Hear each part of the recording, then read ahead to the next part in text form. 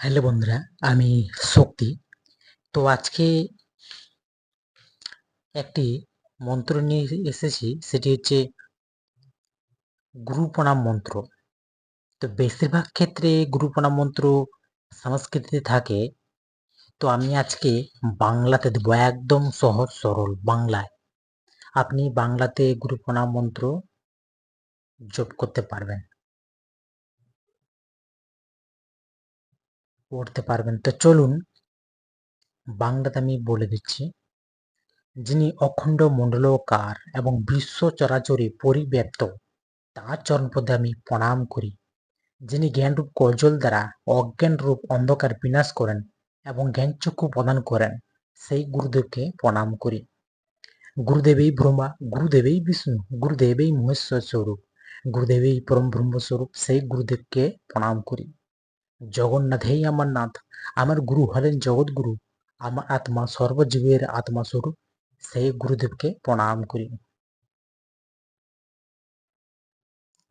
তো এই ছিল মন্ত্র, একদম বাংলাতে সহজ সরল।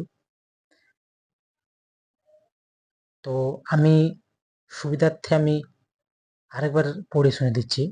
তো বেশিরভাগ ক্ষেত্রে দেখবেন বাংলাতে গুরু প্রণাম মন্ত্র কেউ দেয় না, সংস্কৃতিতে থাকে। তো চলুন আরেকবার আপনাদের পড়ে শুনে দিচ্ছি এই গুরু প্রণাম মন্ত্র।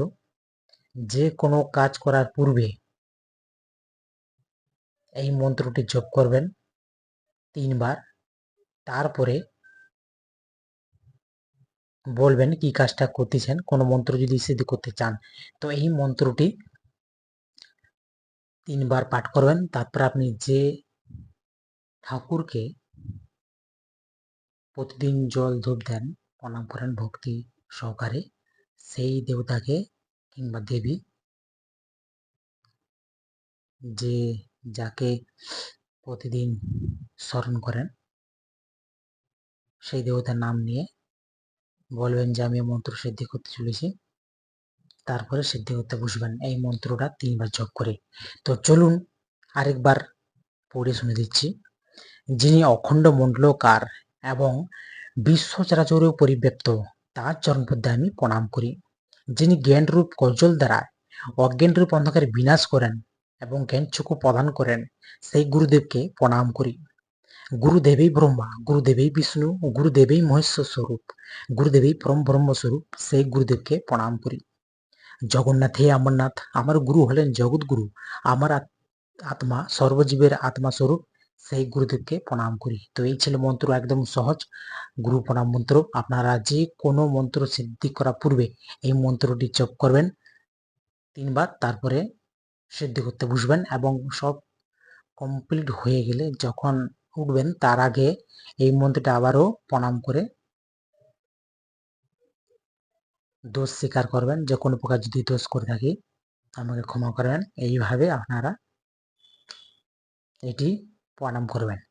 তো বন্ধু ভালো থাকবেন, আর এই সব ভিডিওগুলি আপনারা শেয়ার করুন আপনাদের আত্মীয় স্বজন বন্ধু বান্ধব, যাতে ওনারও এই মন্ত্রগুলা পেয়ে উপকৃত হন। তো আশা করি আপনারা বুঝে গেছেন মন্ত্রটি। যদি কোনো প্রকার বুঝতে অসুবিধা হয়ে থাকে আমাকে কমেন্ট করবেন, আমি কমেন্টে রিপ্লাই দেব। যদি বুঝতে পারেন খুবই ভালো হয়, আর যদি না বুঝতে পারেন কমেন্টে বলবেন যে আমাকে এই জিনিসটি বুঝিয়ে দিন, আমি বুঝতে পারছি না, কিংবা লিখে দিন, আমি লিখে দেবো। তো যাই হোক, ভালো থাকবেন। জয় শ্রীরাম, জয় শ্রী হনুমান।